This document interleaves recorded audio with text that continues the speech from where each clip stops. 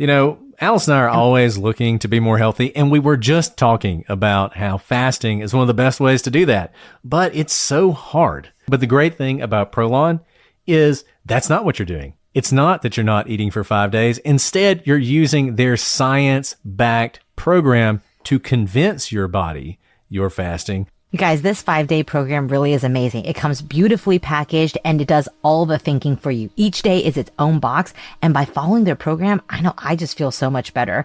And I can't wait to experience Prolong Next Gen and continue to see results. For a limited time, you can be first in line to experience the new Next Gen at special savings. Prolong is offering the Prosecutors listeners 15% off site-wide plus a $40 bonus gift when you subscribe to their 5-day program. Just visit prolonlife.com/prosecutors. That's PROLONLIFE.com/prosecutors to claim your 15% discount and your bonus gift. prolonlife.com/prosecutors.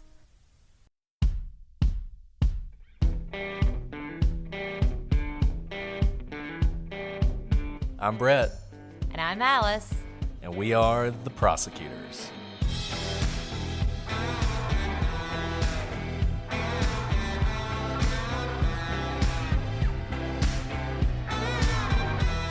Today on the Prosecutors, the conspirators take the stage in the Karen Reed trial.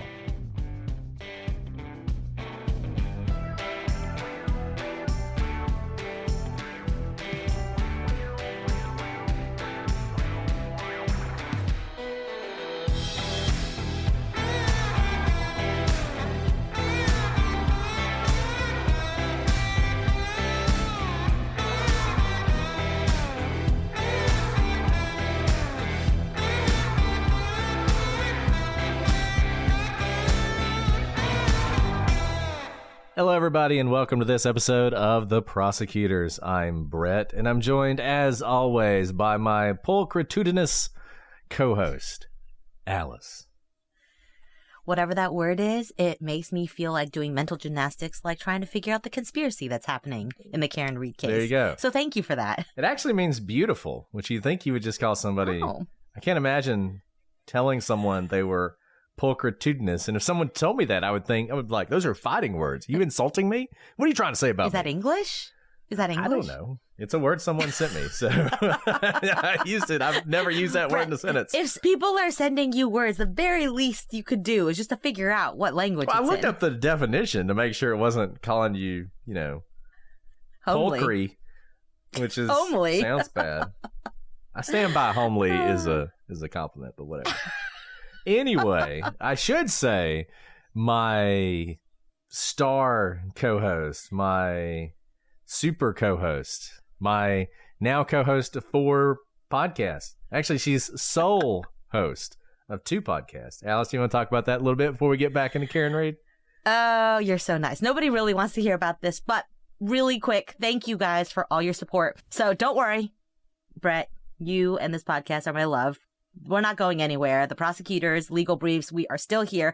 But A&E was so incredibly kind and asked me to be the narrator for 2 new podcasts, which are based on original true crime shows, which aired really kind of in my childhood, which is awesome. So City Confidential and American Justice, which are available wherever you get podcasts. And I get to narrate and talk about horrific crimes as well. And it's a very different experience because I don't have Brett to banter with. So I'm a lot more staid. I stay on script and they last for about half the time of these episodes. Yeah, they sent the email and they made very clear they were interested in Alice, not Brett. And I was like, that's fine. I'm cool with that. I'll be on the sidelines cheering. No, it's because everyone knows that they'll get so distracted with your amazing accent that they'll just literally go to sleep, right? Because people always ask you to do a sleep podcast. So next, Bourbon and Sleep podcast featuring your own Brett. We just need to fundraise enough to get someone to pick it up. Okay, well, that's enough. That's enough love for Alice. We're back with episode 6, I think, on the Karen Reed case. Just burning through these. We haven't even got through the conspiracy yet. This case, there were a lot of witnesses in this case. The Commonwealth took a very definitive way they were going to do this. They sort of Started out with what happened that day, which is sort of your chronological approach. It's pretty common. But then they kind of did a little swerve, and they attempted to pre-butt the defense's third-party liability claim. And they did that by calling everyone who was present at the house that night. We talked about a few of these people, in particular, a couple young ladies who were friends with Brian Albert Jr. and were over at his house for his birthday. And they were there throughout the entirety of what happened. So if John O'Keefe was killed in that house, they were there while it happened. And that's just the breadth of how many people are involved in this. But we're about to get into some of the chief conspirators, including the McCabe's. And with that, let's turn to Allison McCabe. Allison is the daughter of Jen McCabe. She was a high school senior at the time of John's death. That day, she had a field hockey team dinner, and she did that night, and then she went to her sister's basketball game. Now, just brace yourself for this part of the story. This person would be one of your key conspirators who is giving Colin Albert, who did this, who beat John to death, an alibi. Well, before she went over to the murder party to help out her cousin, she found a dog in distress. And her friends brought this dog to a police station and waited for the owner to find it. So that's what she's doing before she goes over to the Albert's house to help with this murder. These are the kind of people, as we've said many times, these are the kind of people who are involved in this massive conspiracy to murder a man. Somebody who's saving a dog that night, a teenager. And I think this is worth noting, not because of the dog thing, but when you have something that is meticulously planned and is a massive felony, right, that could implicate the rest of your life, whether you go to jail or not, if you're found out, even if you are the greatest dog lover of all time and you see a dog abandoned on the side of the road, you're probably going to let the next person take care of the dog, right? Because you have other things on your mind, to not get caught, to do your part in the conspiracy. And we don't have time to dawdle, right? This is a very precise plan. That's why this is worth noting. Not so much that, oh, she's just a kind-hearted person who loves dogs. Yes, that as well, sure. But the point being, when you are task-oriented, other things typically don't interrupt you. And it's also hard to plant a dog to be found, to take to the police station, to have an owner retrieve them, if your point was to be delayed in some way as well, to work into the timeline. That's just a lot of factors to have to throw to the wind. So while she's saving this dog, she gets a text from Colin Albert, and he asks her if he can get a ride home, and this is not uncommon. This text came in at around midnight. She drives over there. She parks in the driveway. She texts Colin. He comes out. It had started to snow. At the time, her parents' vehicles were not there yet. She said Colin was normal, not overly intoxicated. He had no injuries. He wasn't covered in blood. There was nothing that indicated that he was in a fight. She takes him home. She gets home sometime after 12:30. She provided the text messages that she had gotten from Colin to investigators, and these, with time stamps, were shown to the jury. The pickup text came in at 11:54 p.m. The here text was at 12:10 a.m. And the prosecution also showed multiple photos of Colin taken soon after John's death with no injuries on his hands or arms. The direct was pretty straightforward. I mean, this is Allie McCabe's story of what happened. So on cross, we have Yannetti, which I just going to tell you, you can tell which witnesses the defense really wants to go after, depending on who it is who's cross-examining. Yannetti's fine. But Jackson's their bulldog. He's the one they send after when they really want to get somebody. Now, you would think you'd put Jackson on McCabe since she's pretty important for the conspiracy, but they do Yannetti. So Yannetti starts off suggesting that it's possible to change timestamps on any given message. Allie McCabe says she wasn't aware of that and didn't do that. And I will say, when she said this, she looked like I would have looked, totally confused, because I didn't know this was possible. And in fact, it doesn't actually work the way they say it does, but we'll get to that in a second. So Yannetti presses on her, notes that she's known Colin her whole life, that she considered him a best friend. She agreed. This is a much more likely person you would, quote unquote, bury a body for, frankly, than just about anybody else they've come up with up to this point. This is not, I was at a baby shower with him 2 years ago. This is lifelong best friend. he noted that she did not turn over these text messages until 2023, which was true, as that was when she was asked for them. By then, she had a new phone, but she had done what everybody does when they get a phone. She'd had the info transferred over. Investigators never conducted any kind of forensic investigation of her phone. There was also some Live 360 data that the police had access to through her mother's phone, who was another chief conspirator who the police did have access to her phone, total access to her phone. And so they also had this Live 360 data, which seems to confirm her trip to Colin, but then later on that night has her going to the high school, which she says she didn't do. Now, it was not entirely clear to me what the significance of that would be, unless it proves that Allie snuck out to meet her boyfriend or something that night. The Live 360 app had her bouncing back and forth between home and high school, a 10-minute drive, and at times traveling at the apparent speed of light, since it only took her a couple of minutes to complete that drive. Simple explanation for this is that the Live 360 app, like most of these things, is not perfect. Each of the alerts included a request that she turn on her Wi-Fi, which probably makes the app more accurate, and this is probably just what you see sometimes with this kind of thing. I used to have this app for my dog, so we could put a tracker on him because he would run away. He would break out of the fence and he'd run away. And it was the same thing. Like, one day I'm at work and I get an alert on my phone that my dog's in Roanoke and I'm in D.C. And Roanoke's like 3 hours away. So I'm like, has someone stolen my dog and taken him to Roanoke, Virginia? And so I had to refresh the thing a few times, and it kept getting closer and closer until finally I refreshed it, and boom, he's at the house. So like most things, this is not necessarily the best. Anyways, on redirect, Allison begins to cry when she's discussing the harassment her family had received due to the case. This was a very powerful moment for someone who the defense would hold out as a chief component in the cover-up, and it really made the defense mad that she was able to testify to this. Yannetti would argue vociferously to the judge that it was improper, but the problem was Yannetti had opened the door on several occasions to this kind of thing. Why she turned over the text messages when she did, for instance, why she's involved in this at all, why this is important at all, that it was perfectly appropriate for her to be able to testify to that. So that's Allie McCabe, whose only role in this is she picked up Colin and took him somewhere else. Let's talk a little bit about that cell phone for a second. I did the thing you're not supposed to do if you're a juror. I did a little experiment to try and figure out how this worked.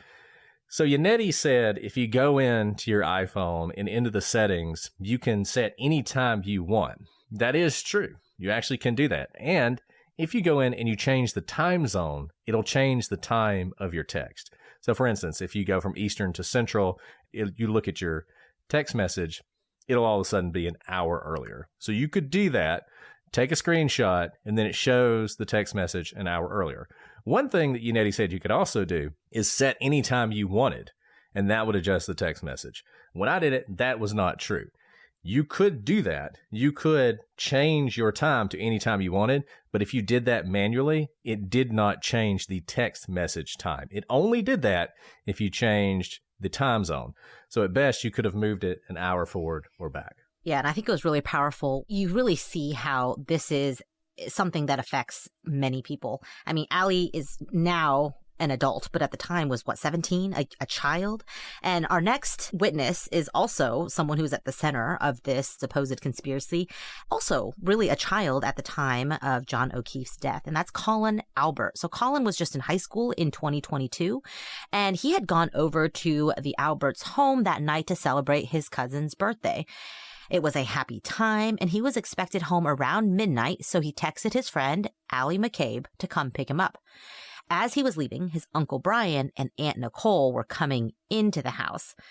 And he testified that Allie showed up at the house, he came out, and she drove him home.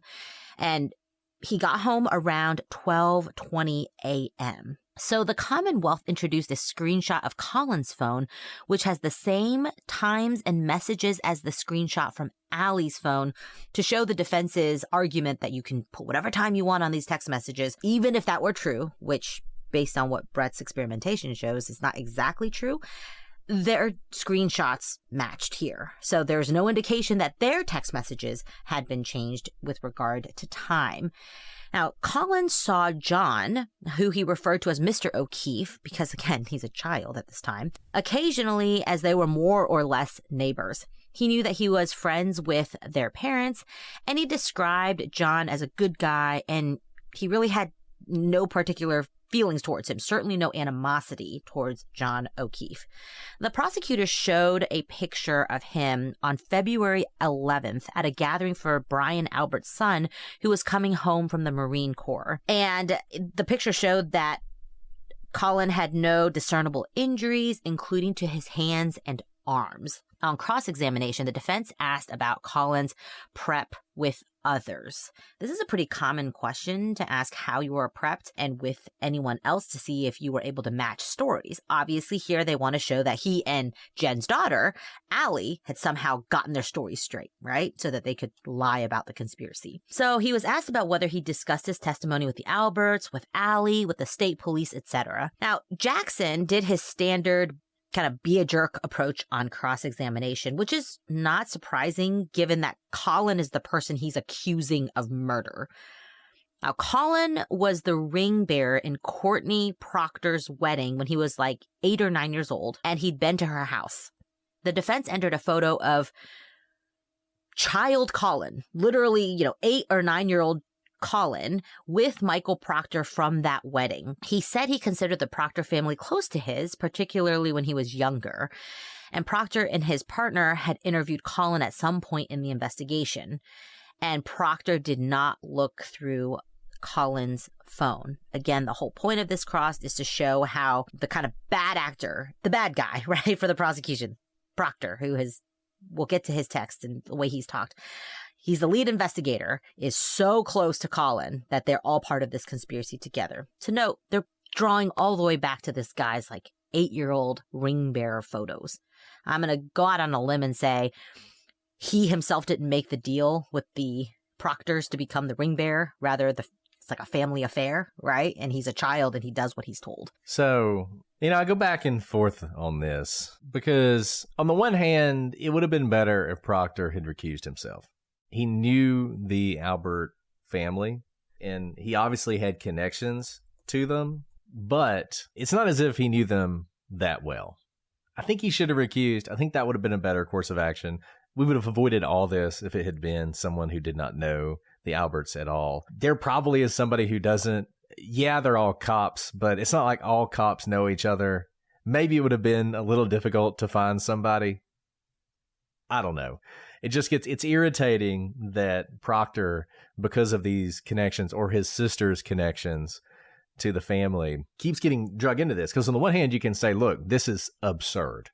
This is absurd that you're trying to say, based on the fact that Colin was a ring bearer when he was 8 years old, 10 years before this murder, that Proctor is going to frame an innocent woman in an effort to protect Colin. That on the face of it seems absurd, but it's enough of a connection that people can grab onto that. And it's these kinds of connections that have allowed people and allowed the defense to build this whole conspiracy. So if it were me, and I'll just go ahead and tell you, we're going to be using this case in training. And the next time we talk to police officers, this case is going to be one we talk about because of everything you see in this case that could have been avoided. It's interesting because the Canton police did the right thing. They recused themselves. They got it. They saw, we don't need to be involved with this. They recused themselves. The state police were called in, and wouldn't you know it, you get this guy, who's only one of the state police guys. I mean, there are several state police guys who are involved in this who don't have any connection to the family, and we hear from them. But he does, and so he is the one who is going to be tagged with all this. I mean, he's doing this for Colin. He's erasing data on Ring cameras, everything. When we talk about the phones, who is it who gave the phone to the guy to be analyzed? Well, obviously it's Trooper Proctor. So he has his hands on everything. And if you think he's corrupt or if you think he's biased, you can always just disregard any evidence. You can just say, well, you say that, but who did they get that from? Trooper Proctor. And you've seen this again and again and again. So hopefully this will be sort of a learning experience for police departments. When you recuse, make sure that the person you hand it to isn't somebody who also should recuse. And that's the state's fault, not the Canton police, but still. Right. And to take seriously the appearance of bias, right? I mean, there could have been actual bias here too as well, but we do hear a lot of people. I was ethics officer in multiple different offices that I've worked in, which generally means that I have to kind of advise people when ethics issues arise. And oftentimes I will get people say, well, there's not an actual bias, but, and I'm always like, but the appearance of bias is actually weighed the same, right? In terms of your decision making, because we want, especially with the judicial system, it is so much about the integrity of the system. And even if you yourself have no bias, we have to make sure that no one can question your actions with perceived bias. And people don't like to admit that because they think that perceived bias means equals real bias, and no one really wants to say that they are biased. So this is such a good example of that, whether there's actually, it's certainly perceived bias. And, anybody who's ever served an ethics position, I'm currently the ethics officer for our office. Sorry about that. I know. Every time an ethics issue comes up, people always want to explain why it's not a big deal. And you can imagine if the conversation happened, which I'm sure it didn't, but if the conversation happened with the state police ethics officer, and Proctor said, hey, I want to run this by you. I'm investigating this crime. A body was found in front of this house. The guy who owns the house, his nephew was in my sister's wedding 10 years ago. She was the ring bearer. My sister knows somebody in the family and they're close. Is that a problem? You can totally imagine the ethics officer saying, no, that doesn't sound like much of a connection. You're fine, right? Like you could imagine that happening. But that's why you have to be so careful and so thoughtful when you get these kind of problems. So at this point, the defense is going to come in. They're going to make their arguments. As Alice said, you've got Jackson's up there. He's being a jerk. He talks about how Colin had not texted with Allie for about a month after the death. Colin responded that they used many electronic means to communicate and text is only one of them, including Snapchat and various other things. I'm the same way. My wife and I text or do various communications, and it's completely random when we use one or the other. We were just on vacation, and I was actually noticing this because I've been paying attention to this, that I had not texted her in a long time. But for some reason, I was texting her because I think the other thing didn't work where we were. We didn't have a good signal we didn't have a good Wi-Fi, so I was using text instead. Just the sort of that kind of random thing. So Colin's basically like, look, it just depends on what we're using.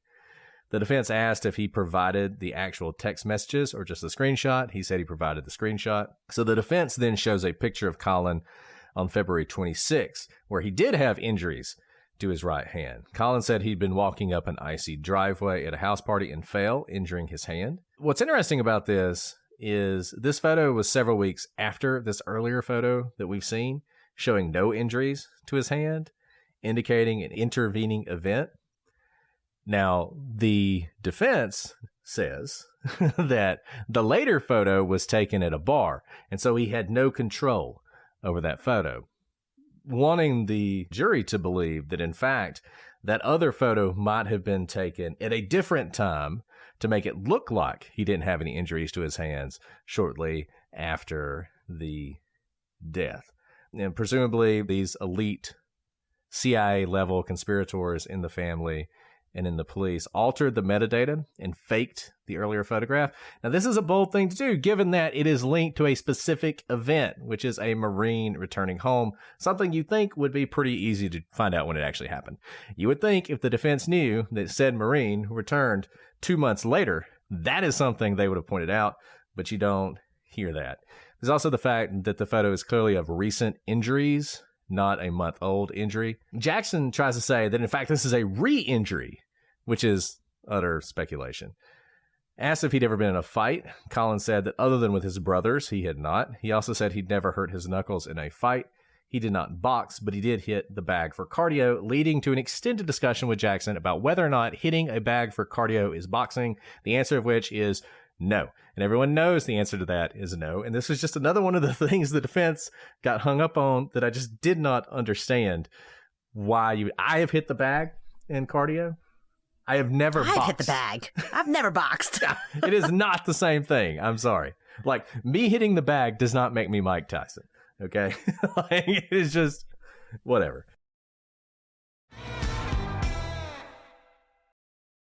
This message comes from Greenlight. Ready to start talking to your kids about financial literacy? Meet Greenlight, the debit card and money app that teaches kids and teens how to earn, save, spend wisely, and invest with your guardrails in place. With Greenlight, you can send money to kids quickly, set up chores, automate allowance, and keep an eye on your kids' spending with real-time notifications. Join millions of parents and kids building healthy financial habits together on Greenlight. Get started risk-free at greenlight.com/Wondery. Ryan Reynolds here from Mint Mobile. I don't know if you knew this, but anyone can get the same premium wireless for $15 a month plan that I've been enjoying. It's not just for celebrities. So do like I did and have one of your assistant's assistants switch you to Mint Mobile today. I'm told it's super easy to do at mintmobile.com/switch. Upfront payment of $45 for 3-month plan, equivalent to $15 per month required. Intro rate first 3 months only, then full price plan options available. Taxes and fees extra. See full terms at mintmobile.com. This is a mini meditation guided by Bombas. Repeat after me. I'm comfy. I'm cozy. I have 0 blisters on my toes.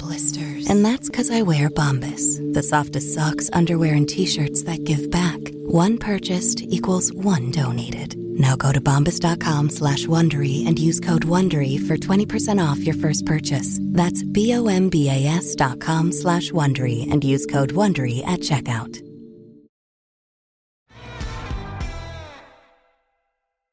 So, the jury goes out of the room, and so the defense now shows videos of Colin from his sophomore year in high school. He's using profanity and saying he'll F them up, which is directed at a club hockey team that he'd been beefing with. His friends were upset over some girls who were friends of theirs who had had some sort of interaction with these guys.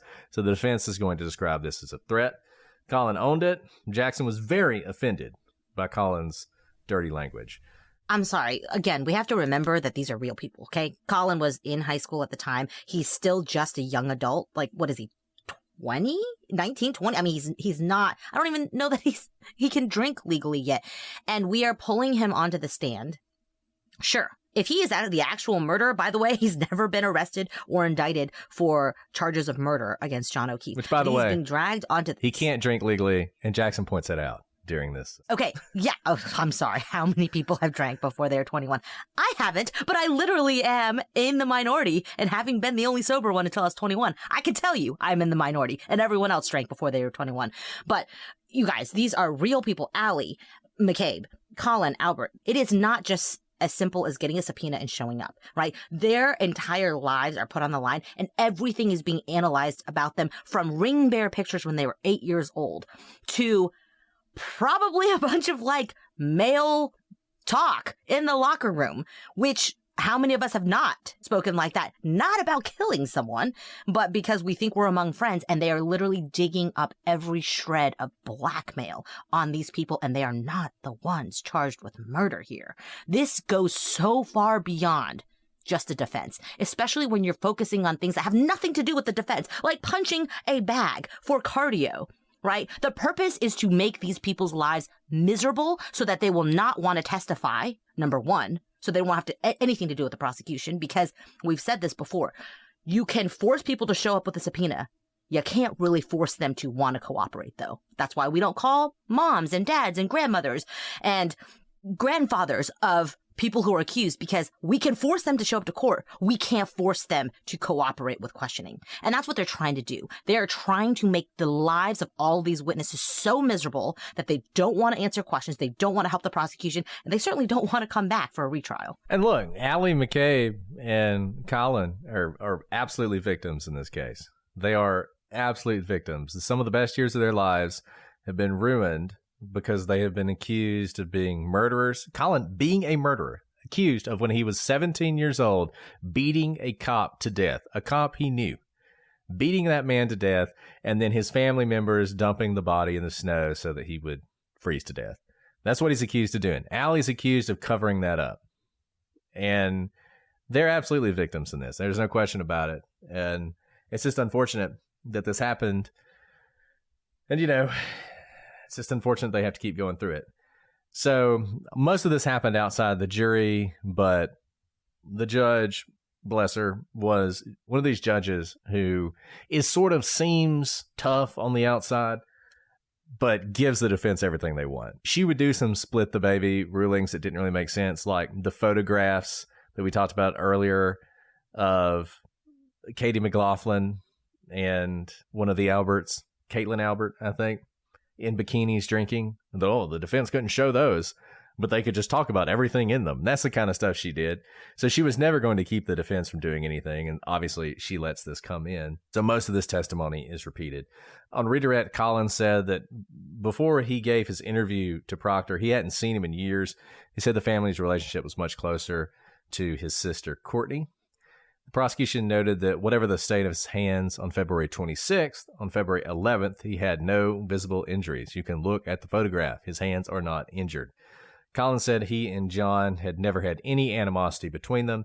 He talked about people calling him and his family murderers, how they could not leave their house without people yelling at them, taking photographs, and sort of the hell that he and his family had lived through over the few years since John's death. And one other thing to note, everyone he's close to, right? Quite literally his immediate family members, his extended family members, his best friend, they're all subpoenaed as witnesses in this trial, meaning they can't talk to each other. And imagine the emotional toll it is to be subpoenaed, period. And then to be subpoenaed because you know that the defense's argument is going to be that you conspired to kill a man. And that emotional toll, and to have essentially no one to talk to who's close to you, right? Because everyone is implicated in this conspiracy. His best friend, Allie, his mom, his dad, his uncle, his cousin, who he's celebrating the birthday of, his aunt, who brings over donuts the next morning, right? I mean, humanize this for a moment. This is not just sport. This is quite literally one of the most emotionally taxing things to go through is to testify in a murder trial, and no less when you are being accused of being a conspiracy to cover up the murder or to be the actual murderer. Okay, so speaking of family members, we continue the line of family members with the next witness, Matthew McCabe. So Matt is Jennifer McCabe's husband, and he's an IT specialist. He was drinking with the rest of the crew. Everyone was drinking, having a good time, and he testified that no one seemed really intoxicated. Again, we're going to go back to this whole thing. If all of these people were trying to put together a conspiracy and to pin this on Karen Read, it would be fantastic to say everyone was drunk out of their minds and emotions were high, all these things. So far, everyone has basically testified the same thing. It was a pretty chill, friendly night of drinking as friends. Now, Matt meets John when he took custody of his niece and nephew. And he said that they had a good relationship, so they've known each other for a very long time. And his wife was very involved with John and these kids that he adopted, took in when, as you remember, they became orphans. And they both coached O'Keefe's niece. Now, John wanted Jen to meet Reed because both had MS and he thought they'd benefit from talking to each other. Now, everyone, again, he testified, was having a good time that night. And Karen joked about how she didn't know how they did it with four girls, but that they looked happy about the McCabes. And McCabe joked back that they were happy. They were at a bar. But Brian Albert and his wife asked everyone to come back to their house and wish Brian Jr. a happy birthday. And as they were leaving, John texted asking for directions to the Alberts' home. Jen called him back, gave him those directions, and he said that they were on their way. Now, this is consistent with, remember what we heard earlier, Jen saying that she was checking her phone, or people noticing she was checking her phone, because this makes sense. If she was responsible for giving John the directions, you would think that she'd want to be a good friend and make sure he made it, because if he didn't, maybe her directions were confusing in some way. Now, Matt then continues on and says that when they arrived at the Alberts' home, he saw Caitlin Albert, Brian Jr., Brian Sr., and his wife, Brian Higgins, and two of Brian Jr.'s friends. The 8 of them hung out in the kitchen and dining room area. His wife put It's Raining Men on the speakers. Again, just a fun, a lot of frivolity, which was an inside joke in the family. So they were singing along to It's Raining Men. He said that they never saw Colin Albert. At some point, someone did mention another car outside. He looked out the window and saw a big SUV parked in front of the house. A few minutes later, he looked outside again, and the SUV had moved further up the road, closer to the flagpole. When he looked out a third time, Matt testified that the SUV was even further up the road. He later noticed tire marks and what he described as a weird kind of wave in the road. He assumed the SUV made those marks, but really couldn't say for sure. And let's just say the car moving 3 times, if you recall, is consistent with what the 3 people who came to pick up one of Brian Albert Jr.'s friends said. Remember, she texted her brother. She decided to stay a little bit later. We're about to hear from her some more. She went outside to talk to the folks in the truck and tell them she was going to stay. Well, the people in the truck were right behind the SUV, and they actually saw it move forward 3 times. So what Matt is saying, whatever else you think about him, is consistent with what those people, who I don't think anybody thinks is in the conspiracy, though who knows at this point, also say about the SUV. So Matt and Jen hung out at the Alberts' home until about 1:45 a.m., and they offered to take Brian Jr.'s 2 friends home. Because remember, they're teenagers, right? They're being responsible adults helping out a couple teenagers. And they did so and then went to bed after taking those friends home. Matt then said he woke up the next morning to screaming in his bedroom. He could hear someone screaming, "Jen, Jen, Jen," on the phone, loud enough to actually wake him up from a deep sleep. It was just before 5 a.m. Jen said she was on the phone with Karen and that Karen could not find John. Karen told Jen that she hadn't seen John since the waterfall, which made no sense to him because he'd seen her SUV at the Alberts. Now, Karen said she didn't remember going there, though, and Matt texted John to try and help out, but he got no response from John. So then Matt and Jen got ready, and they were going to drive out to look for John when they heard Karen in the front yard screaming. It was 5:15 or 5:30, something like that. Matt said he thought she'd wake the whole neighborhood with the way she was yelling at the top of her lungs. And Matt figured John was just probably on someone's couch passed out after a night of being out. He didn't really think anything of it. So the 2 of them walk outside, and Matt sees that Reed's car has a broken taillight. He was concerned about them driving through a snowstorm with the light broken. So he, it doesn't click for him that this is somehow connected. He's just like, it's a snowstorm. Should you really be driving in that car if she has a broken taillight? It was still dark at the time, but whatever, they were going to do it. An hour later, he got a call. They had found John. He drove to the Albert residence, but by the time he got there, he knew he couldn't make it to the house because there were so many first responders. He had to backtrack and come in the other way. When he did get to the house, everyone seemed like they were in shock. Officer Lank was there, interviewing everyone. Matt told Lank he'd seen Karen's car there the night before. Later, Trooper Proctor and Buchanan came to his house and interviewed him and his wife separately. He didn't know either of them. Brian came by the house while the troopers were there and ended up speaking with them as well. So on cross, Brian said that no one appeared overly intoxicated the night before. McCabe laughed at the question of whether Albert and Higgins were practice fighting at the bar, which is an absolutely appropriate reaction. He says they were playing grab ass, which resulted in Yannetti asking if they were literally grabbing each other's asses, which is like, once again, I mean, they're very good defense lawyers, but I don't know why they do some of the things they do, and this was one of those things. When he laughs at this question, by the way, Yannetti's like, is this funny to you, sir? Which is a very typical defense attorney move. And he's like, no, this is very serious, but that's a ridiculous question, which it was. Either way, they move on at some point, and McCabe agrees that when he looked out and saw the car, he did not see John in the passenger seat, which is one of the fascinating things about this case, no matter what you happened, is no one saw John. I mean, John ends up dead in the front yard, and the 3 people in their truck who see Karen in her SUV don't see John. No one who looked outside sees John. The 2 20-year-olds who were there to celebrate with Brian Jr. don't see John. No one ever sees him, and he doesn't see him either. So the defense asked over and over and over and over and over again if Matt told Proctor the day after that he saw the SUV to the right of the house or in the front of the house. This continues.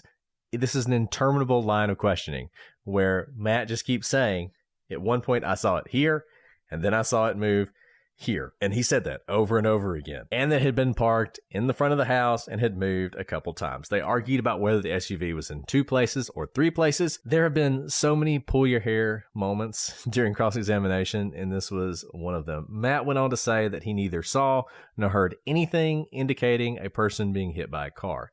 He also didn't hear Jenny Nagel say anything about seeing a black blob on the side of the road, which you'd think he'd confirm if he was in this conspiracy.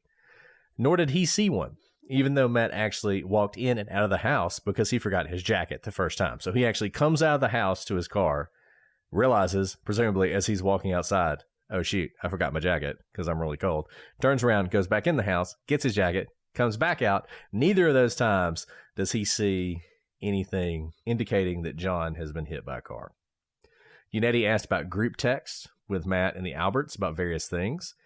Carrie Roberts' interview about troopers being outside the home. From the defense perspective, this proved that Matt was monitoring the troopers' activities.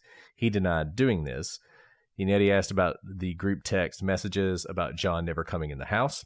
Were they trying to coordinate their story? In a powerful moment, McCabe said, John never went in the house. That's not a story.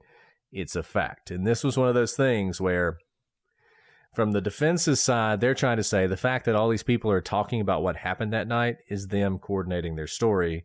The prosecution's position is this is what people would do if someone ended up dead in the front yard and there's a massive investigation. They would talk about it. They would try and figure things out. I think that is the natural human reaction, that you can see where the defense is trying to go with their perspective. Okay. The entire McCabe family, no joke, is subpoenaed for this trial.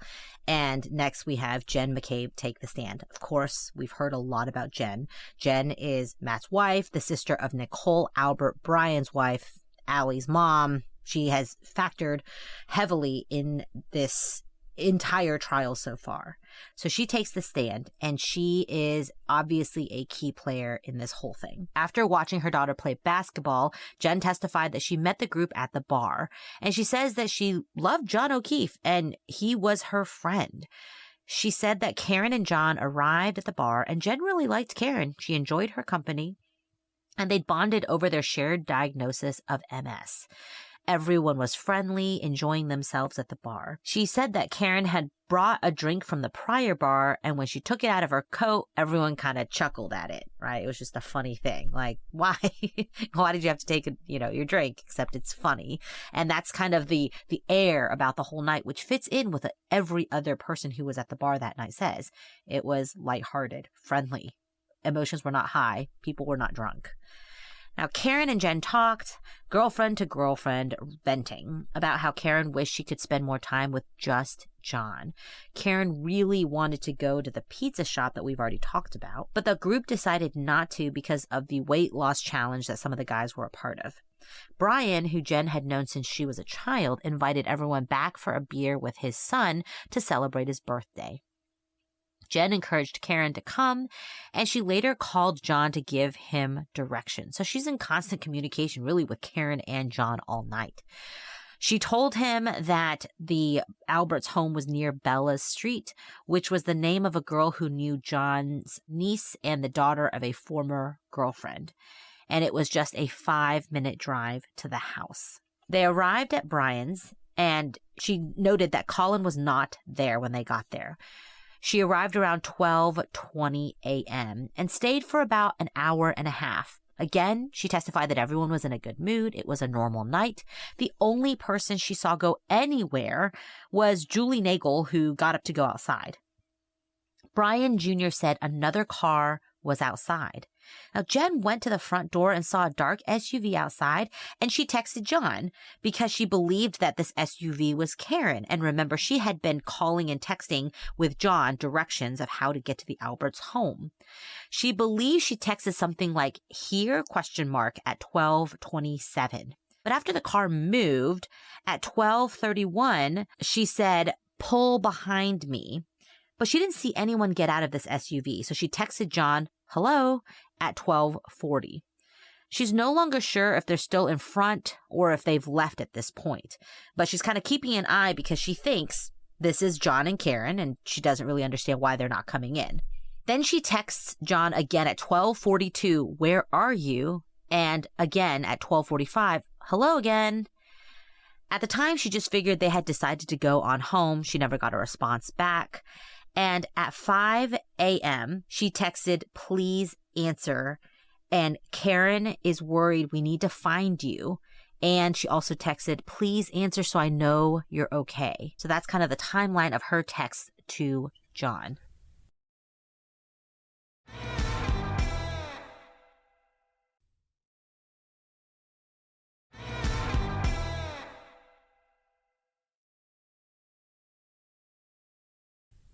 And here's something that is undisputed. By the time Karen drove away from that house, she was angry, very angry. And her text messages and her voicemails are going to reflect just how mad she was at John. I think that all started when Jen said the house is close to Bella's street, because Bella's mom was someone John had dated before. And Karen, while they're driving around looking for John the next morning, is talking about Bella's mom and about how Bella's mom doesn't like her and all this other stuff. I think when she did that, it set Karen off and they got into an argument. That's what I think led to her being so mad. It might have been what led to her hitting John, if you think that's what happened. One thing the defense continuously misstates throughout this entire trial is that she testified that she saw the car at 12:45. She does not testify that she saw the car at 12:45. She says that by 12:40, she wasn't sure if the SUV was still out there. She saw the SUV earlier on. By 12:40 and 12:45, she is not sure if the car is out there. The SUV is out there, and in fact, it is not. And we know that definitively. It doesn't even make sense for her to say that it's out there. And frankly, based on some of the other evidence, if you believe the conspiracy, you have to believe that at this point, either John has already been beaten to death by Colin, and she's aware of that, and she's already creating the alibi. She's sending these text messages knowing that John's down in the basement getting mauled by the dog and beaten by the 17-year-old.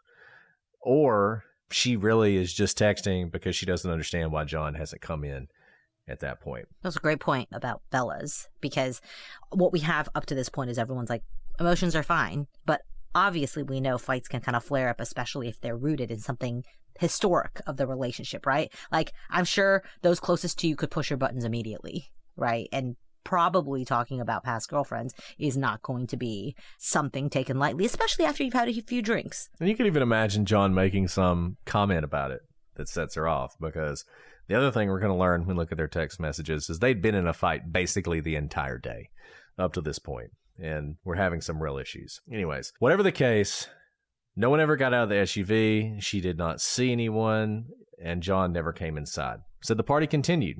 She pulled up It's Raining Men, as her husband testified about, because it was a family joke, and she played it actually a few times. When she would play this song, the kids would get umbrellas and dance around. This was like an inside joke based on something her sister had done, which, once again, I can't get the image out of my head of Jen McCabe playing It's Raining Men and the kids dancing around with umbrellas while downstairs Brian Higgins and Brian Albert and Chloe and Colin are killing John before they drag him out to the snow. And also, like, look, as a parent, if I was going to be part of this conspiracy, the last thing I want is to have my kid part of it, whether as an innocent bystander or part of the conspiracy. I want them as far from all of this as possible. I don't want them dancing, even if it's part of the alibi or to cover up whatever's happening. I would be sending Allie as far away as possible, saying, you have a curfew, go home, whatever, right? Instead, this is literally a family affair. And I just have to say, once again, to those of you out there who say this wasn't a planned conspiracy, something happened while they were there, John got hurt, and they felt like they had to cover it up. If that's true, why is she sending text messages at 12:42 and 12:45 acting like John is not in the house, when he would have had to have been in the house by then if Karen Reed dropped him off at 12:30? Why is she doing that? If this wasn't a premeditated attack, why is she sending text messages that are belied by the fact that John would have walked through the front door by then? The only reason she would have been doing that is to cover up a premeditated attack. So this notion that this could have been an accident that happened later on is belied by her text messages and by the fact that that does mean that every single person in that house is involved in this conspiracy, including Julie Nagel and her friend, because they would have seen John come into that house before this accident occurred. They were there to the very end. So you have to believe that. So those of you who want to rely on that, who want to fall back on, okay, fine, it's not a big conspiracy, it was an accident that they had to cover up, that is not consistent with either the evidence or with what the defense is trying to argue to you. And talking about the premeditated conspiracy, especially when you have law enforcement in the family and you know that paper trail, or a text trail for that matter, is very damning, to literally be sending text messages to the person who you plan to murder of how to get to their killing spot, linking it directly to you, is probably not the smartest move, especially if you've had time to conspire and come up with this plan. Make sure he knows how to get here. Don't be the one to text him the directions. Tell him at the bar. Slip him a paper with the directions. Have him put it into Google instead of you telling him how to do it, so that when this conspiracy is blown wide open, they can't map you directly, time-stamped, leading him to the site of the murder, right? But no, we literally have her on her phone constantly making sure her friend is getting there because she's giving him step-by-step directions. And like so many conspiracies, they're both geniuses and morons at the same time.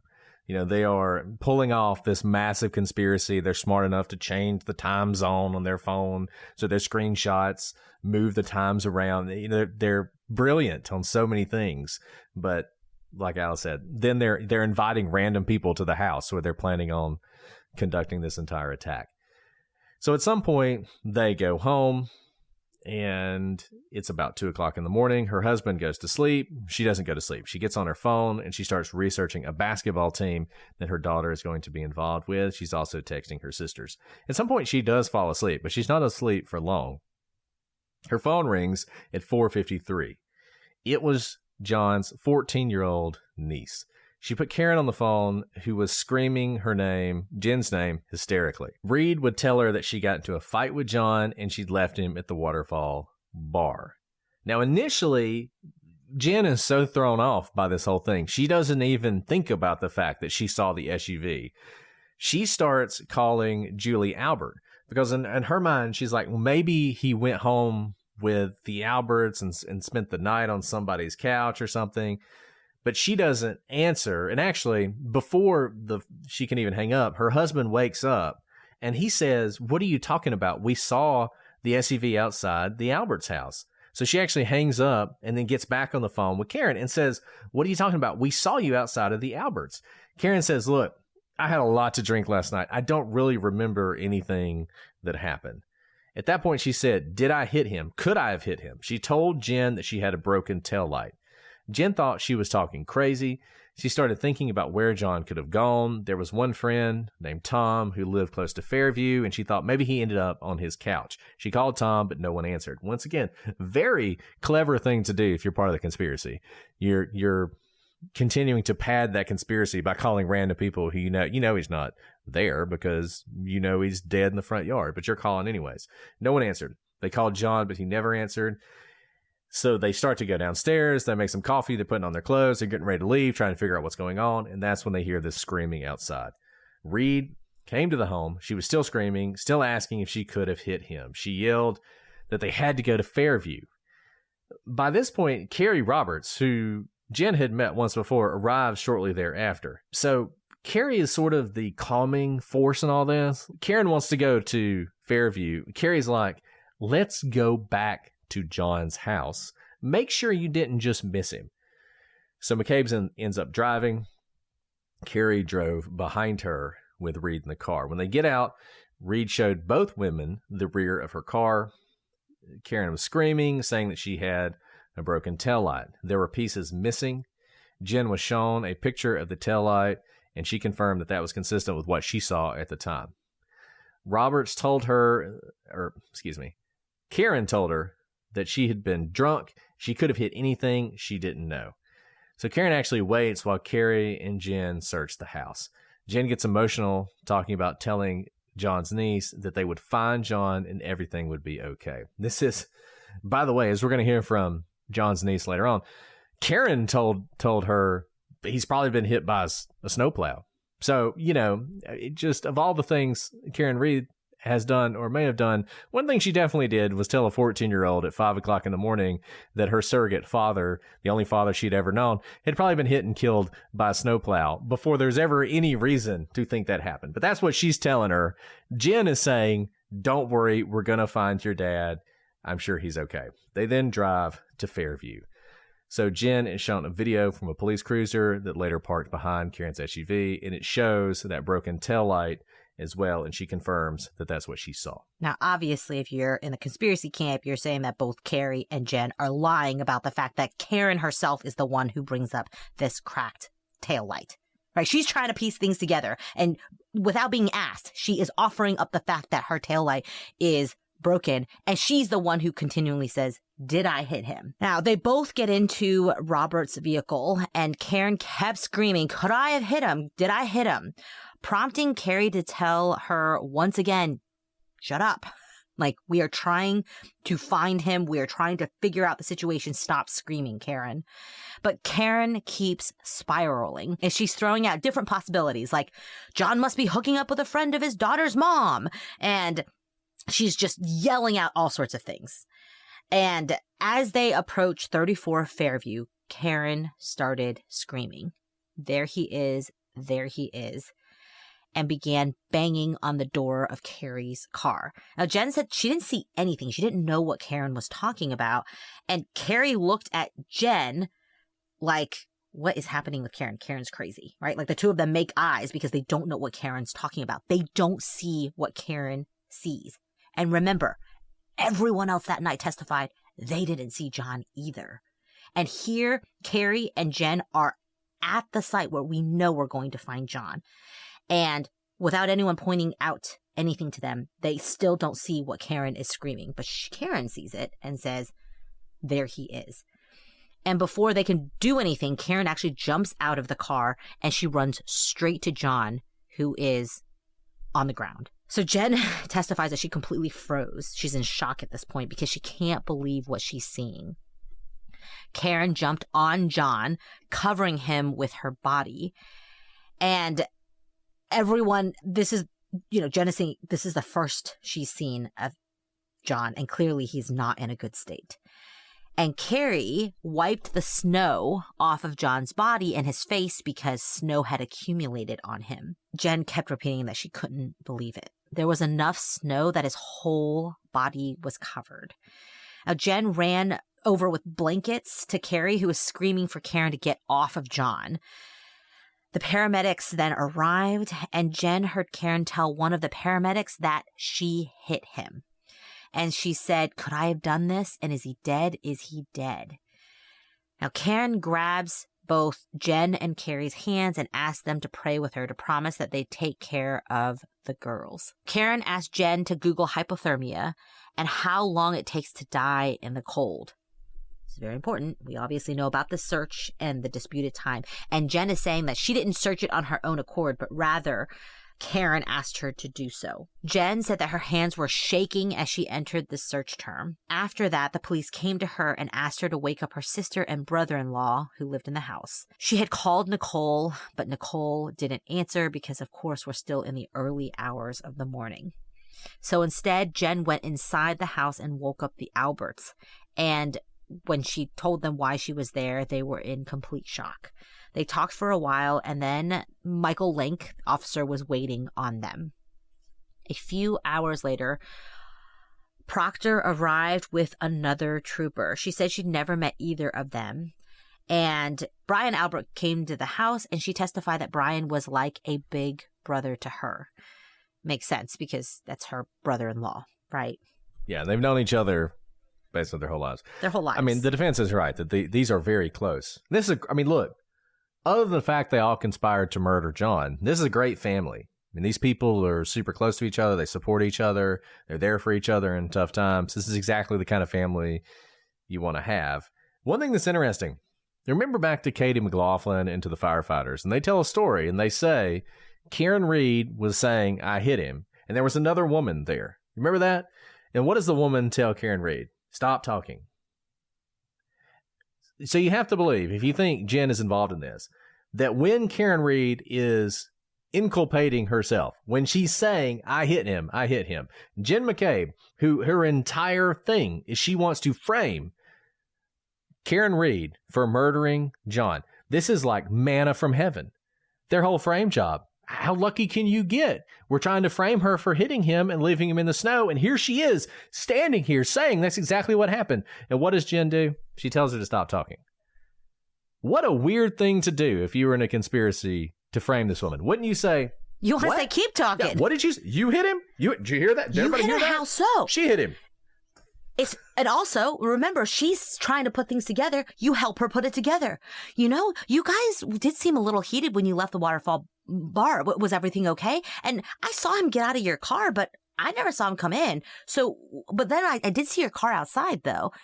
Oh, is that what it was bumped there? You help her put her memories back together, even if they're fake memories. You're going to weave those fake memories into her mind for her because she clearly is trying to put things together. You don't tell her to stop talking because you know what they're focused on? They're trying to find their friend. You're trying to see where he is. Well, look, if you believe Jen's testimony, it is damning. It is as damning as it gets, so it's not surprising the defense team is going to bring the heat on Cross, and they're going to make her the centerpiece of this conspiracy. So it's Jackson, because once again, when it's somebody they really want to go after, they use Jackson. Now, he asks her if she and her husband were trying to separate Karen and John when they offered to drive them to Fairview. Now, why would they be doing this? All of you who are emailing me and commenting about how we're overstating the conspiracy because we're saying it's premeditated. I just want to point out to you again that it's the defense that is arguing this. What he is saying with this question is you wanted to separate them because you didn't want Karen there. You only wanted John there so that you could do the thing you're planning to do, so you could attack John, so Karen is not there as a witness or someone to see it. Now, they obviously were not able to separate them, and you have to wonder, if Karen had just parked the SUV and walked in with John, what would they have done? Would they have given like the high sign, put the murder off till later, guys, Karen Reed's here, or would they have gone through with it? I don't know, but she didn't go in, so I guess they were able to continue. She said that she did talk often to others in the group, particularly about the harassment they faced. She was able to get that in. And look, I mean, Jen and Alan Jackson go at it. I mean, Jen does not back down from him. Obviously, the people who think she's part of this paint this as how unhinged she is and angry she is. She is angry. She's angry at what's been done to her family at this point, and she's not going to back down from it. This is one that she can't win. If you're including her daughter. Right. Including her daughter, right? Like if her daughter cries on the stand, imagine what she's going through at home. Right? She's watching her daughter probably like deteriorate mentally and emotionally from all of this, and her daughter's best friend being accused, as a teenager of beating a man to death in his basement with his dog. And you can't win, because if you stand up for yourself and you fight back, well then, I can't believe she acted that way on the stand. She should have been more meek, and she should have it's like, what are you talking about? Assume for a second that this woman is innocent. She's being accused of murder, and as Alice said, her daughter is part of it. How is she supposed to act? Because I'll tell you what I would do. I'm not going to be meek. No. I'm not going to be meek if you're going to accuse me of murder. I wouldn't have been as respectful to Jackson as she was. I would have been very angry. And if anybody out there is sitting there out in the radio podcast world and telling me that if you were in her place, if you were a completely innocent person who had been friends with Karen Reed and friends with John and was now being accused of murdering him and framing her, that you would have sat up there all pretty and cute and meek and like, well, sir, yes, that's true. That did happen. Give me a break. You would not act like that. And if you did act like that, I, for one, would think that's suspicious. But that's not what she does. She is going at him. So anyway, she says she did talk to others in the group about the harassment they had faced. Jackson noticed that she'd never mentioned Higgins' Jeep as being parked behind where Karen's SUV would have been, which I actually think is interesting. No one saw Higgins' Jeep behind Karen Reed's car. We talked about this before with the 3 people who came in the truck to pick up Julie. They didn't see it either. I don't think he's there. I think Jen at some point in some previous testimony, I think had mentioned seeing Higgins' Jeep. But other than that testimony, Higgins says he left sometime between like 12:30 and 12:45. If he's off by just a little bit, if he left at 12:25, then everybody would have missed him. And everybody did miss him. It seems like he wasn't there by the time Karen Reed got there. But in any event, she didn't see it. So she agrees with Jackson that she looked at the SUV several times. but other than when it was moving, she didn't notice anything unusual. Now, Jackson noted that she had not told the grand jury what Karen said about hitting John. And this is, the question of, did Karen say, I hit him, or did I hit him? Could I have hit him? Is one that just is continuous. People's memories on this have drifted more towards, I hit him, it seems like, over time. And Jen, I think, is in that situation as well. Now, she said that she could say with 100% certainty that Karen had said that.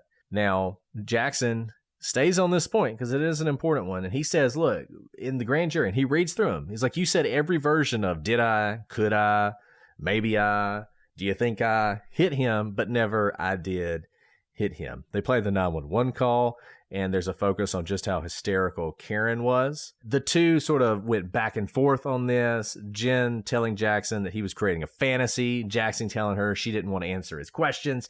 And I'll say this, one thing about Jackson, which is effective, but nevertheless drives me crazy as a rule follower.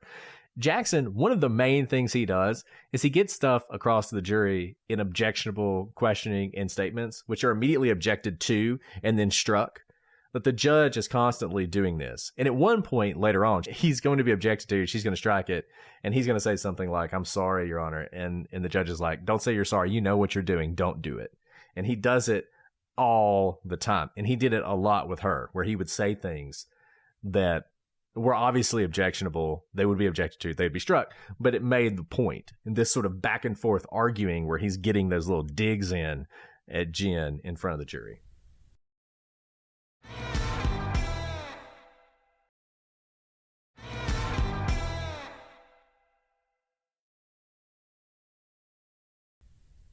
And look, this is why Jen is getting worked up. This is part of the ploy, is to bait someone to then fight you, because I would also be as heated. I'd probably be even more heated. But generally, people, they're going to place blame on someone.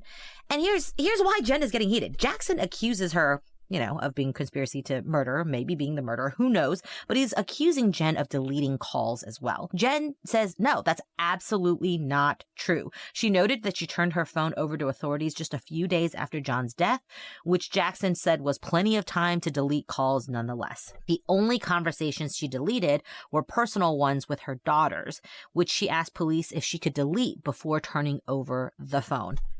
Any of you who have a phone? I have one in my hand right now.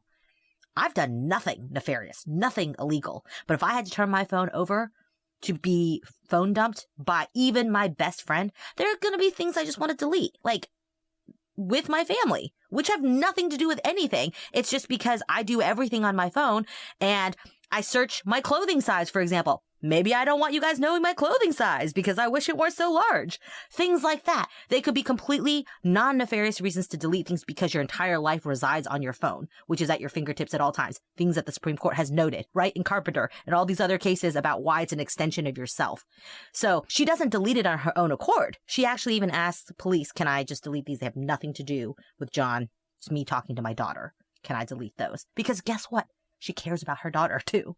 It probably had to do with something with her daughter that she didn't want everyone to know about. And it's interesting on the deleting calls thing, because this is something that you hear in the Karen Reed camp, that she deleted calls. She did not delete calls.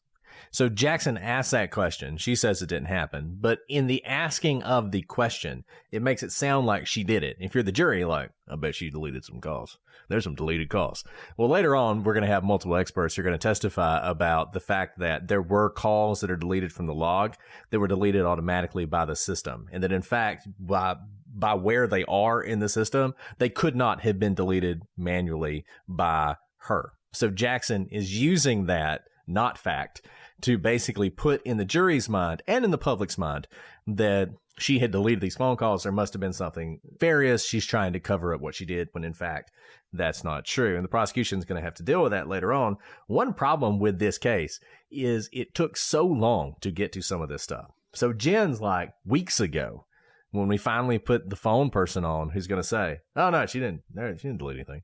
But by that point, it's like, it's been so long that I don't even know if the jury really understood the significance of that testimony.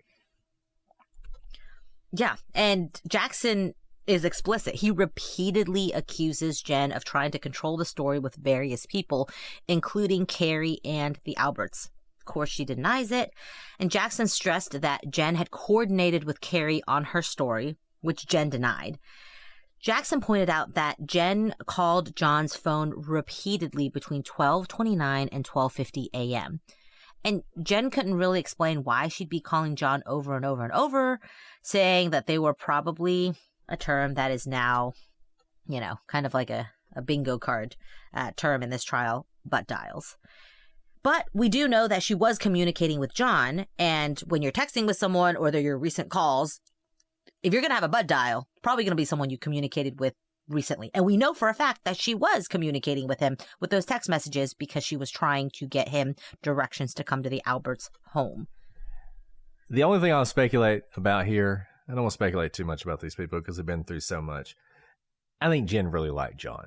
I think she liked him a lot. She might have even had a little crush on him. I think she really wanted him over there. She'd had a lot to drink. It wouldn't surprise me if she did call him a lot more than a normal person would because she really wanted him to be there. And now, either because she was so drunk she doesn't really remember doing it, or because she doesn't want to say, I really wanted him over there. I mean, she's a married woman with kids. She wanted him over there. But it is difficult, once again, unless you want to buy into this total conspiracy where they plan this murder, to figure out why these phone calls would be particularly nefarious that she's making. Or to kind of have a non-salacious reason. I don't think that's particularly salacious. I agree. I think clearly she was the one giving him directions. If I were in charge of getting someone to someone's house and I saw what looked like their car and they didn't come in, honestly, I would probably be calling someone over and over because I would feel some sort of responsibility, whether I had a crush on that person or not, just to be like, you're here. Why are you not coming in? I gave you directions. Get in here. I would personally feel some sort of ownership in making sure that person walked through the door if I was giving them directions to get there. So that may have been it. She's also drunk, right? I mean, it could be that she tried to call him once and then her finger slipped and she called him 3 times while she was trying to switch over to Spotify to play It's Raining Men, right? That could have happened as well. But I don't think that there are a bunch of calls. Let's talk about it in the conspiracy world. So she knows he's being beat to death downstairs by her daughter's best friend. And how does this help with the alibi to call him repeatedly? She's continuing to tie herself to him when there are all these text messages showing her giving him directions to go to the murder spot and to continually call while the murder is happening. I don't understand how that really helps the rest of the conspirators be able to get away with it. So think about it in that vein. What is the purpose of that other than tying yourself to the person who you literally lured to the murder spot? So Jackson then showed Jen Lank's report where she said Karen said, I hope I didn't hit him. Jen said she recalled telling him Karen said she hit him. This is going back to the verbiage of how Karen said, I hit him. Was it I hit him affirmatively, or did I hit him, or I hope I hit him? She's saying hit him. Okay, all the words before it, I think we've heard from enough witnesses that the words hit him and I were in there. And whether it's I hope I didn't hit him, which is a weird thing to say if you really didn't hit somebody, to I did hit him, or did I hit him, all convey the 3 important words here, which are I, Karen Reed, hit him, John O'Keefe. And I think this is worth spending a minute on, even though we're going long, and I really want to talk about Carrie Roberts today. Because Alice is 100% right. It doesn't matter. It doesn't matter whether she said, did I hit him or I hit him?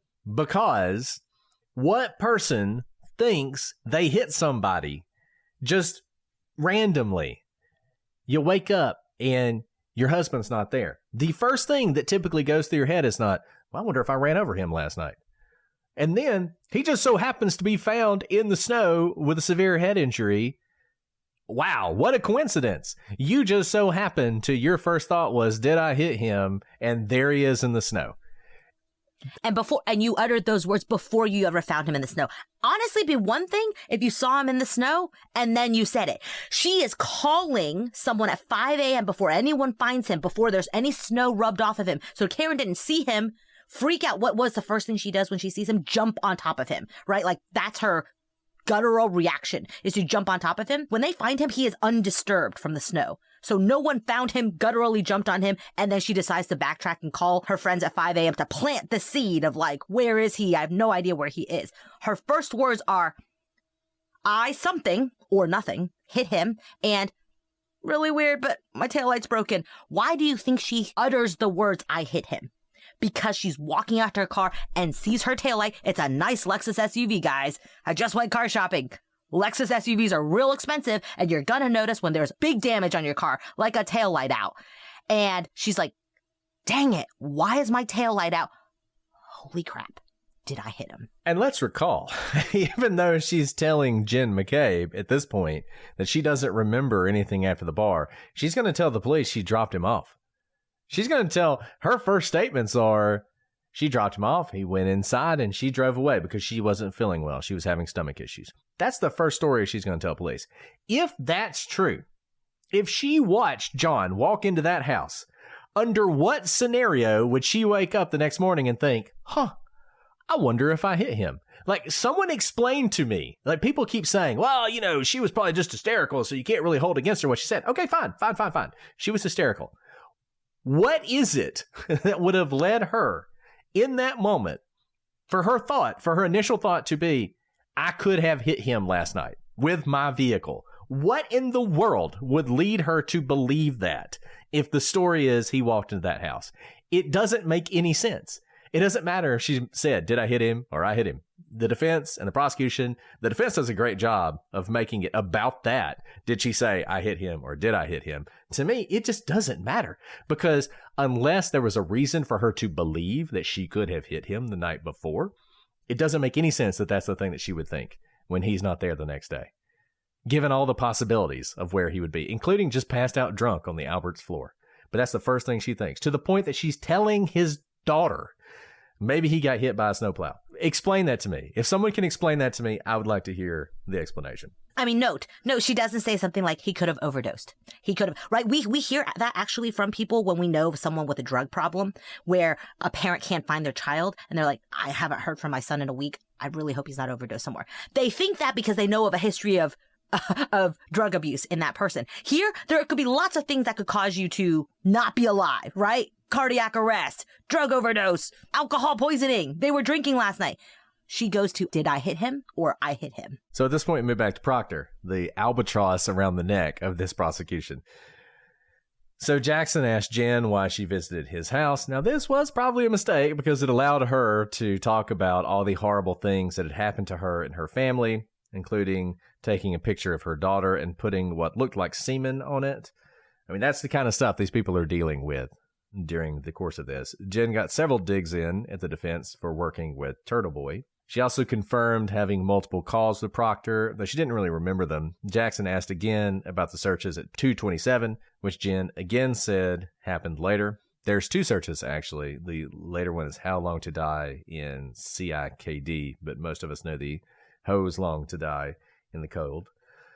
Jackson asked her if she deleted any searches. She said she didn't, and she wouldn't know how to do that. Jen said she would not have left John to die in the cold because he was her friend. On redirect, she agreed to provide her phone to the police with no limitations, which she did. I mean, look, you can talk about people getting rid of their phones and changing their phones and all this other stuff. Your main conspirator gave the phone to the police, which they were able to search. And I'm just going to go out on a limb and say, unless Jen is actually in the CIA, and that's how she learned to do this, she would not know how to do things on her phone to prevent the government, with our vast powers and knowledge, from being able to pull information out of that phone that would be absolutely damning to her. She also talked about the constant harassment she was under. People told her to kill herself. They attacked her family. They came to her kids' sporting events and yelled "cop killer" at them, that sort of thing. And on redirect, Jackson talked about, once again, how the first time she told anyone Karen said she hit John was in 2003. And Jen said that that was the first time she had been asked under oath. I know we've gone long, but I want to do Carrie Roberts because it finishes up this whole thing. So Carrie now takes the stand. Remember, we've always talked about how the three of them found it, and Carrie Roberts is a huge problem for the defense. So Carrie says that she was with Karen and Jen when they found John's body. The night of the 28th, she was bowling with her daughter and some friends, and John was one of her best friends and had been since high school. Her husband was meeting John that night. Carrie described Karen as just another person that took care of the kids and that she would hang out with kind of as girlfriends. Her, again, kind of no animosity towards her, right? Her husband got home around 10:30 that night. And at 5 a.m., Karen called Carrie. Carrie answered the phone and Karen said, "John's dead. Carrie, Carrie, Carrie." And then she hung up. This is before they find the body. It's at 5 o'clock. 5 o'clock in the John's morning, dead. right? And note, Carrie was not there that night. She's one of the few so far who's not been there. And while her husband was there earlier in the night, he's home well before they ever go to Brian Albert's home. And imagine this. Someone just calls you at 5 a.m., which I'm typically asleep at that hour, and says that someone is dead. One of her best friends, with no explanation, and hangs up. Carrie, unsurprisingly, has no idea what's going on. And Karen called back shortly thereafter and said, "I'm afraid John might be dead and that he might have been hit by a plow." Now, Karen said she drank so much the night before that she doesn't remember anything.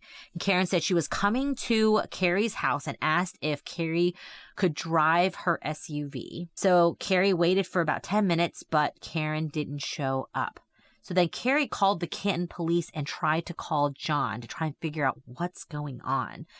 Karen called Carrie back and told her she was at Jen McCabe's house. Now, Carrie said that she'd only met Jen once or twice and wasn't really friends with her. She knew where Jen lived because she'd picked up John's niece there before, since she's close with John. So Carrie goes to meet Karen at the McCabe's house. She pulled into the McCabe's driveway, and that's when she heard Karen ranting about her taillight.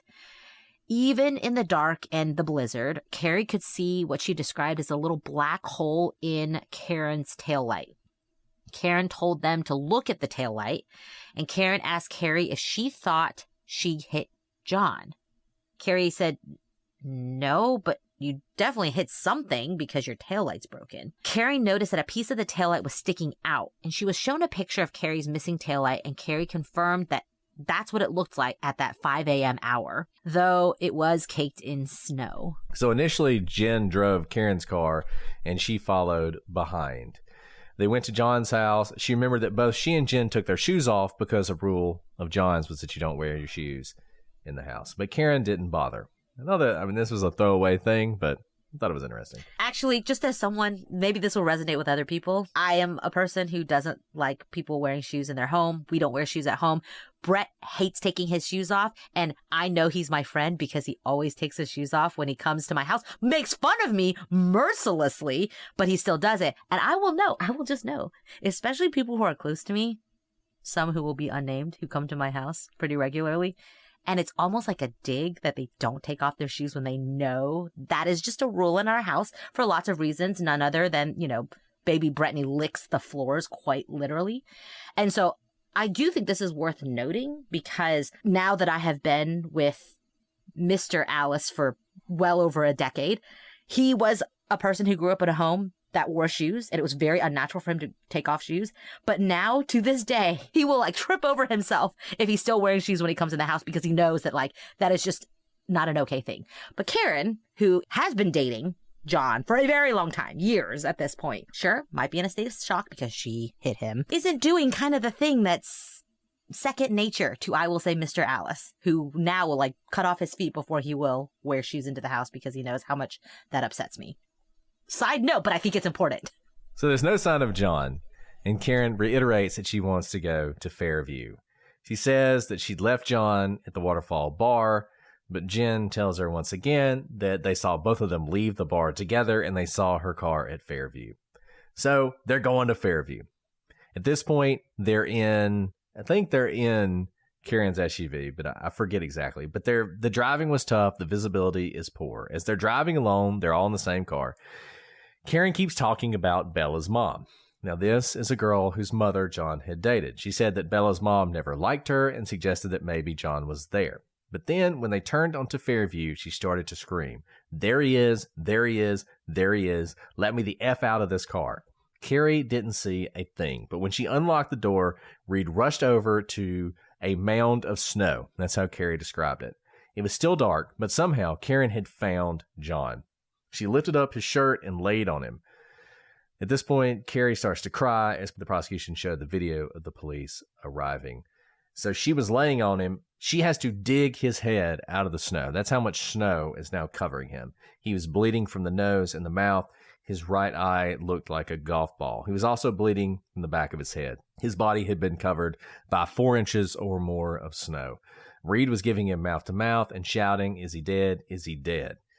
She tried to give chest compressions and told Jen to call 911. First responders arrived minutes later, and no one on the street stirred. I know we have focused so much about this conspiracy and about Karen and her actions, but I think when Carrie testifies about the state in which John is found, you have to be completely cold-hearted to not just be utterly moved by the state that he's in. And if his friends, yes, his friends, who he'd been having a good time with that night, who he served on the police force with for 16 years, could beat him up like that, drag him out, and then pile snow on top of him to make it look like he'd been there longer and to cover him up, it's not even overkill. It's like beyond overkill, right? It is utter cruelty where there are not enough words to describe the utter evil that would be for the people to carry out this conspiracy, for a person that they all describe as close friend and also brother on the force.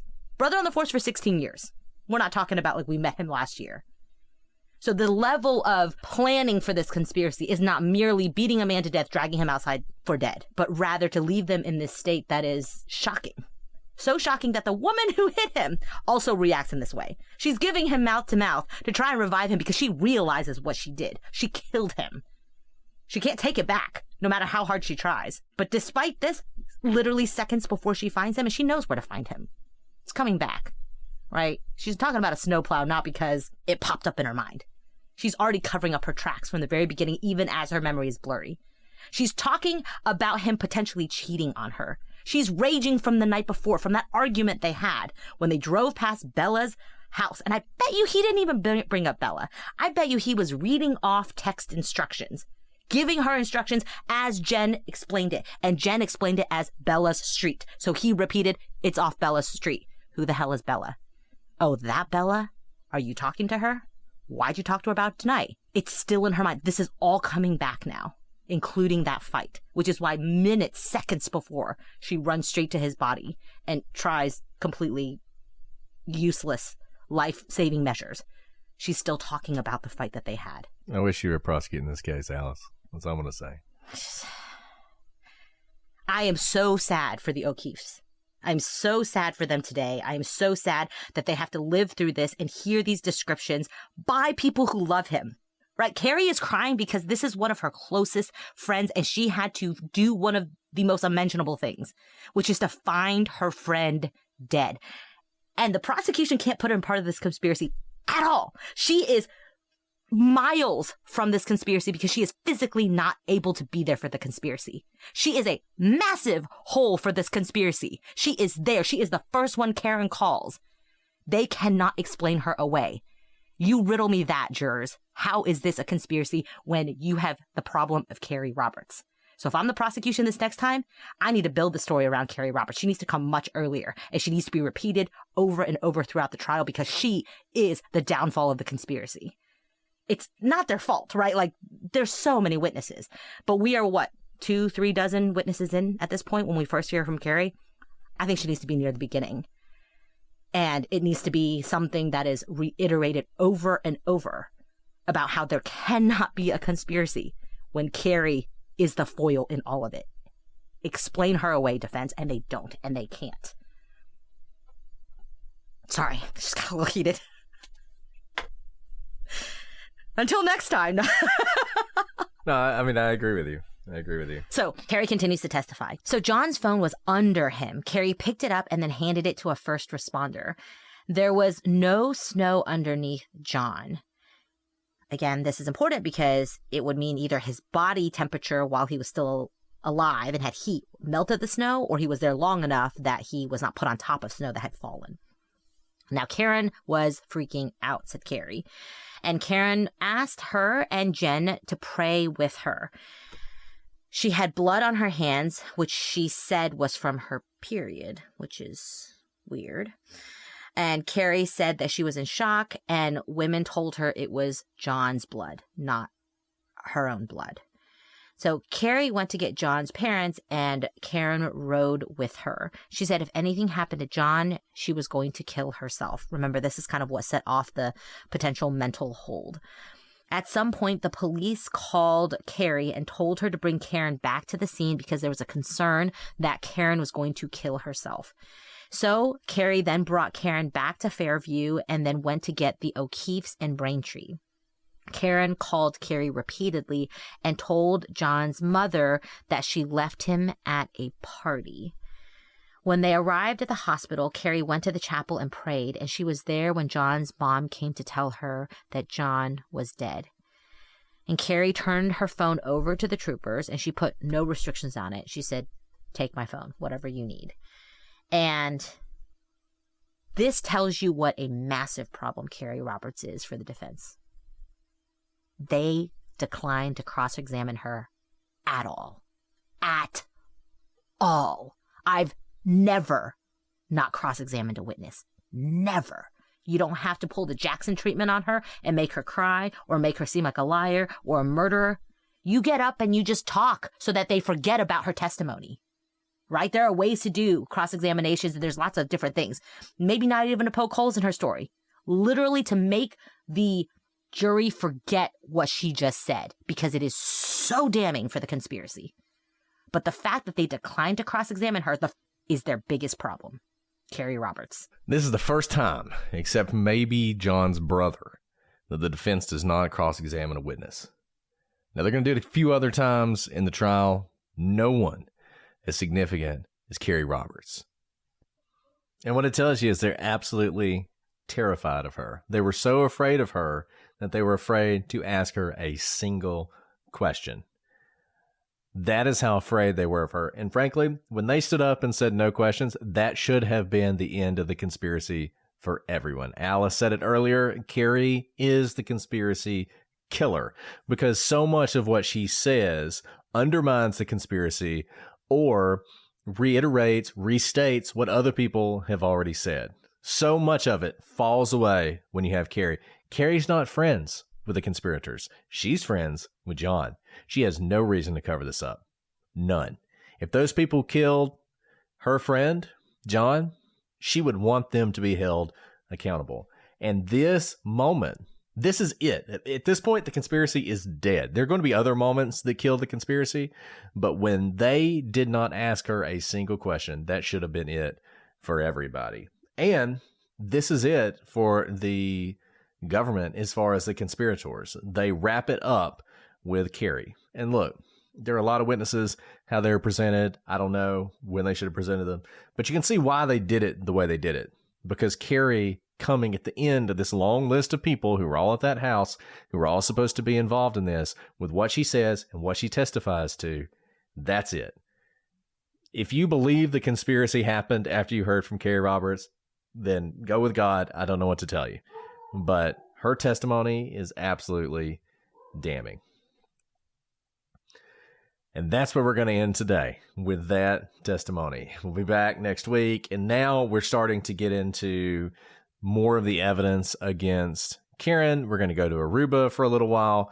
We're going to talk to Brian Higgins and about his flirtation with Karen and Karen's obvious interest in other people besides John. We're going to talk to a lot of the investigators, the doctors, the people who looked at the car, the people who looked at the phones. Now we're really getting into the proof against Karen. We sort of left the conspiracy behind. Now we're getting into why this happened, what the motive was for it.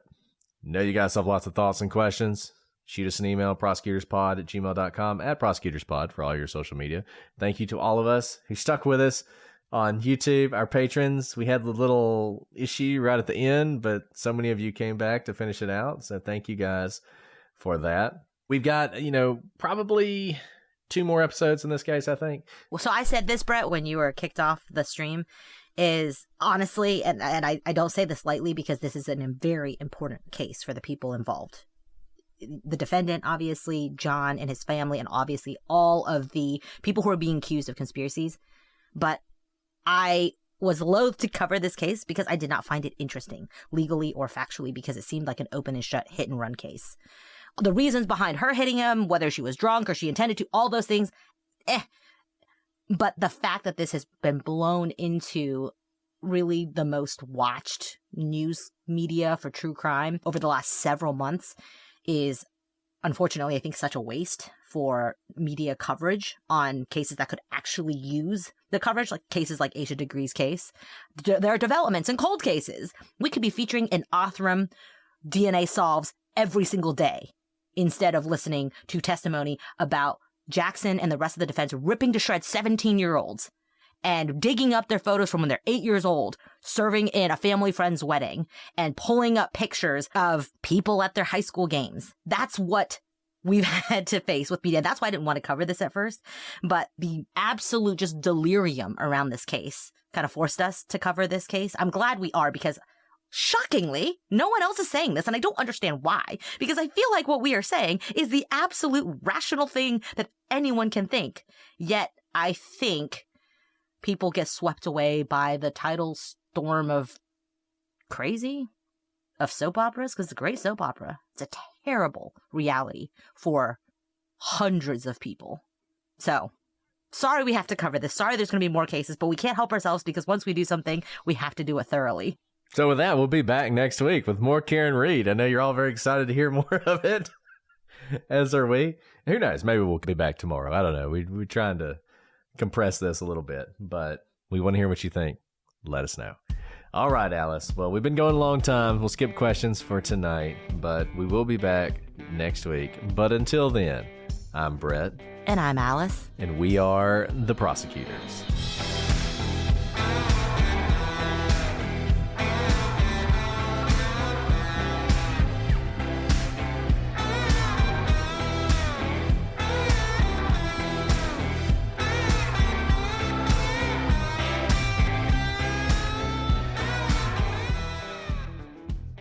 You killed it, Alice. And as I told people, this is our last live for like 2 weeks. I know.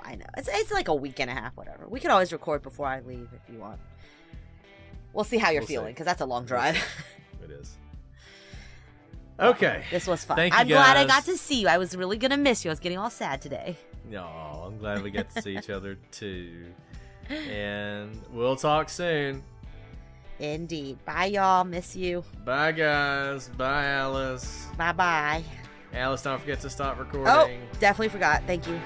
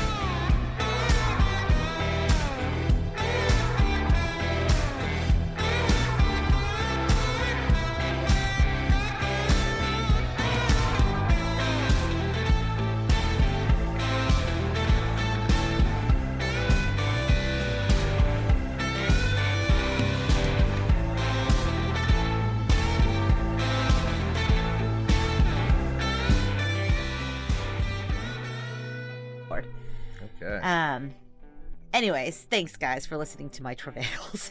I'm so scared. So whenever I start sneezing or something, I'm immediately like, am I allergic to snakes? Is there a snake in here? I don't know if people are allergic to snakes or not. That seems like I agree with you. I didn't say it was a rational reaction.